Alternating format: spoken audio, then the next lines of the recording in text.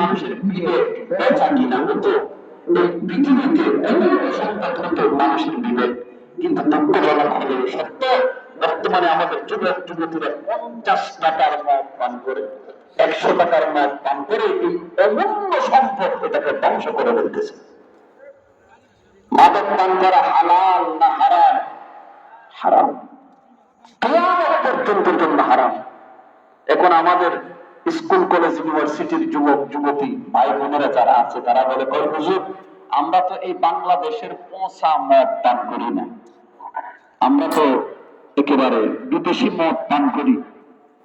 এগুলো পান করার কি কোনো অনুমতি ইসলামে নেই? আজ থেকে 1400 বছর পূর্বে আল্লাহ রসুলের কাছে কেউ জিজ্ঞাসা করলো, ইয়া রাসূলুল্লাহ, মধু দিয়ে, জব দিয়ে, ভুট্টা দিয়ে মাদক তৈরি করলে সেটা পান করা কি জায়েজ হবে? আল্লাহ রসুল সাল্লাল্লাহু আলাইহি ওয়াসাল্লাম তার উত্তরে একটা মূলনীতি বর্ণনা করেছেন, সেটা হলো কুল্লু মুসকিরিন হারাম। যা পান করলে মানুষ নেশাগ্রস্ত হয় তা ইসলাম ধর্মে হারাম। কি দিয়ে তৈরি করেছেন সেটা দেখার বিষয় নয়।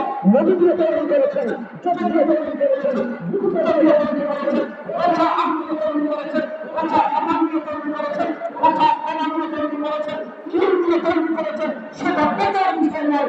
পান করার পর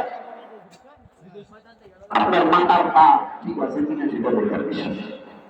পান করার পর আপনি নেশাগ্রস্ত হয়েছেন কিনা সেটা দেখার বিষয়। যদি নেশাগ্রস্ত হন, ডলার দিয়ে কিনে খাইলেও সেটাও হারাম, টাকা দিয়ে কিনে পান করলেও সেটাও হারাম।